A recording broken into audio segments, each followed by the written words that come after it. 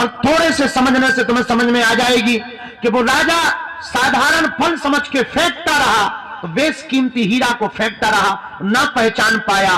अगर वो पहले दिन ही पहचान लेता, शायद कुछ और बड़ा पा जाता, शायद कुछ और जान लेता, शायद गुरु की कृपा और पहले पा लेता। पर कई बार हम लोग जानबूझ करके एक भूल कर बैठते हैं, असली हीरा को फेंक देते हैं और कई बार नकली पत्थर को हीरा समझ लेते हैं।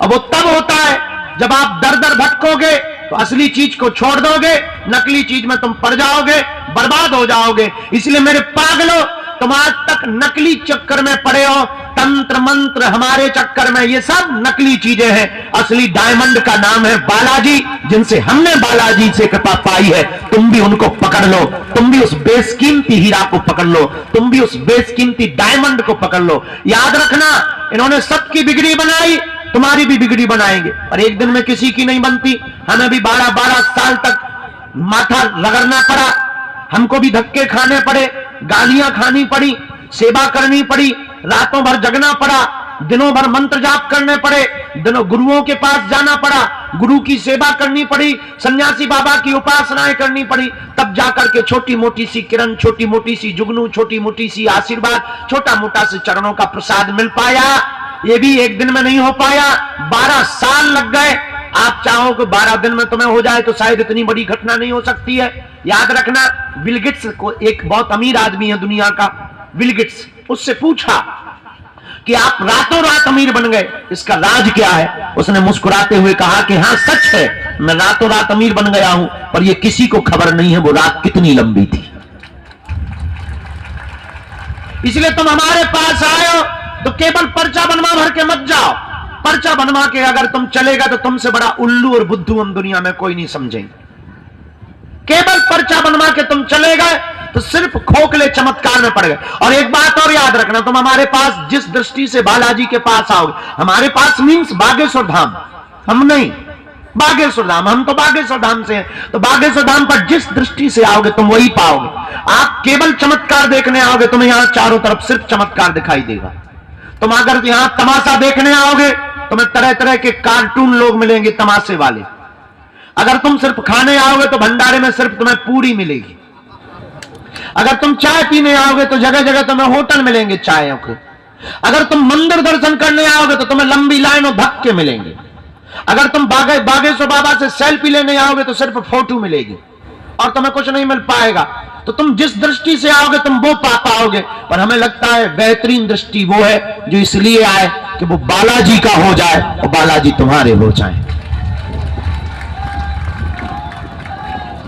अगर तुम ये पाने आए, अगर ये तुम प्राप्त कर गए, तो मेरे पागलों, हम तुम्हें दावे के साथ कहते हैं कि तुम्हारी दुनिया में 4 चांद लग जाएंगे, तुम्हारी जिंदगी के देखने का तरीका बदल जाएगा।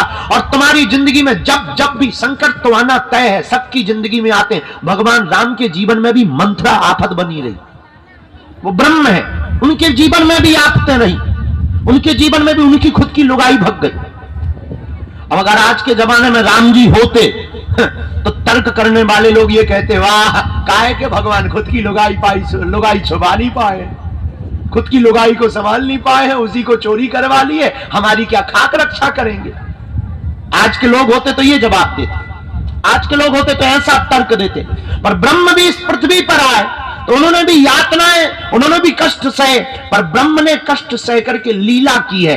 भगवान ये बताना चाह रहे हैं कि संकट कितने भी आए, घबराना नहीं है। तो तुम्हारी जिंदगी में संकट आएंगे, पर अगर तुम इनके हो जाओगे तो तुम्हें एक बल रहेगा कि सन्यासी बाबा तो हैं,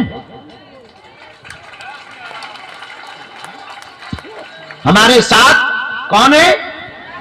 सन्यासी बाबा तो हैं, बालाजी तो हैं, गुरुजी। हमें तो बल रहता है, हम तो कहीं भी जाते हैं। अब बड़ी बड़ी आफतें आ रही हैं, लंबे लंबे लोग पीछे लगे, तो बहुत से लोग कहते हैं आपको कोई फर्क नहीं पड़ता है। क्या फर्क पड़ेगा, बालाजी तो है, सन्यासी बाबा तो है, वो देखें अपने हिसाब से। हाँ, हम जी रहे हैं। इसलिए मेरे पागलों, आज मंगलवार की बात तुम्हें शायद समझ में आवे, अगर आ गई हो तो एक काम करो, उठो, चढ़ जाओ मंदिर और सदा सदा के लिए तुम उनके हो जाओ।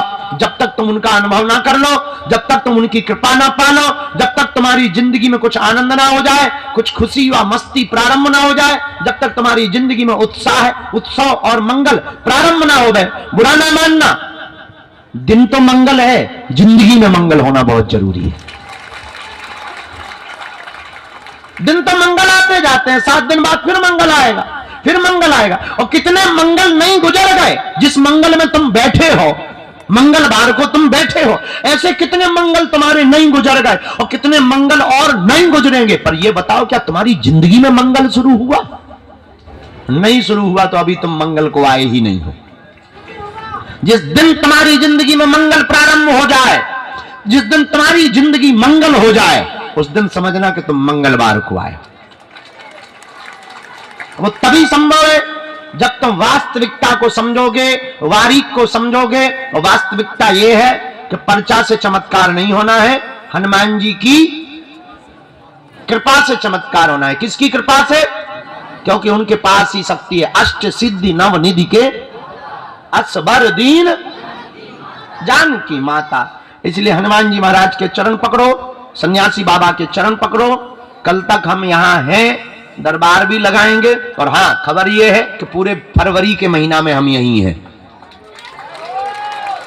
और पूरे महीना रोज प्रवचन ठोकेंगे और दरबार लगाएंगे, रोज भभूति बांटेंगे और खूब डिस्को डांस होगा। लेकिन एक सूचना है, 26 फरवरी को बेटियों का विवाह भी हो रहा है। 251 बेटियों का विवाह है जिनके माँ बाप नहीं है। और इसमें हम जिस काम में अभी लगे हैं, आदिवासी बेटियों का विवाह है। बैठ तो जा तू, बैठ जाओ।